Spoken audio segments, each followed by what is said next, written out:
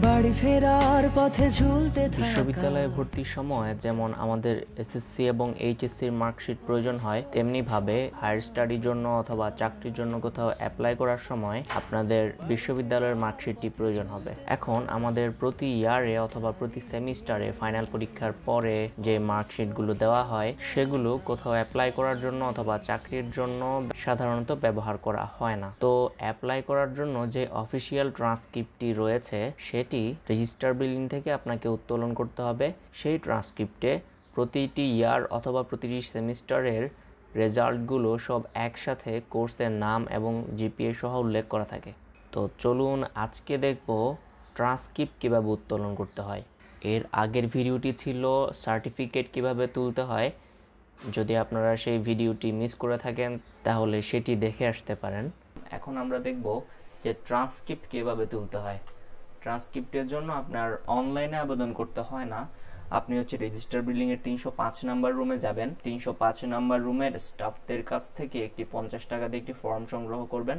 বলবেন যে ট্রান্সক্রিপ্টের ফর্ম। তো আপনার পরবর্তী কাজ হচ্ছে সেই প্রথম পেজটি পূরণ করা। বাকি যে পেজগুলো আছে সেগুলো ওনারাই পূরণ করবেন। এখন একটি বিষয় অবশ্যই আপনি খেয়াল রাখবেন, সেটি হচ্ছে প্রথম পেজে আপনার কাছে কিছু ইনফরমেশন চাইবে, যেমন আপনার বর্তমান ঠিকানা, আপনার স্থায়ী ঠিকানা। এই অ্যাড্রেসগুলোর ক্ষেত্রে আপনি খুবই সাবধান থাকবেন।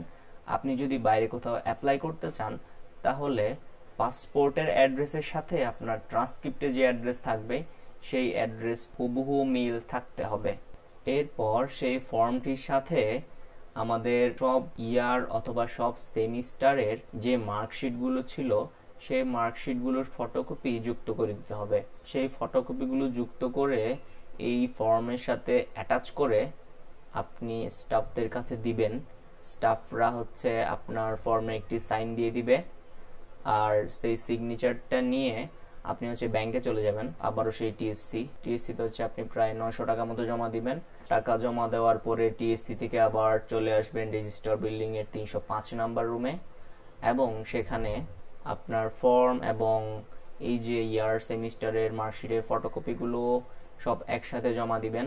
আর আপনি যে টাকা জমা দিয়েছিলেন টাকা জমা দেওয়ার রিসিপ্টটিতে স্টাফরা একটা ডেট লিখে দিবে যে আপনি 1 সপ্তাহ পরে আসেন।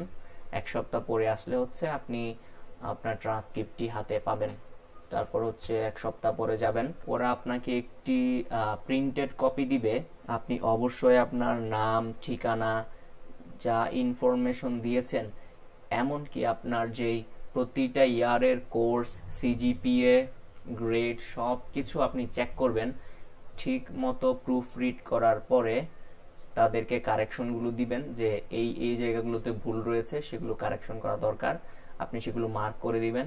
তারপর আপনার সেই কারেকশন কপিটি তারা আবারও গ্রহণ করবে এবং সেটি সংশোধনের পরে আপনাকে ফাইনাল একটি কপি দেওয়া হবে। এই গেল ট্রান্সক্রিপ্ট উত্তোলনের যাবতীয় অ্যাডভেঞ্চার।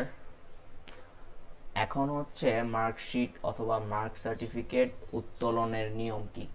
এই পরবর্তী ভিডিওটি পেতে চ্যানেলটি সাবস্ক্রাইব করে রাখুন। শীঘ্রই নেক্সট ভিডিওটি আপলোড করা হবে। ততদিন পর্যন্ত ভালো থাকুন, সুস্থ থাকুন। আল্লাহ হাফেজ।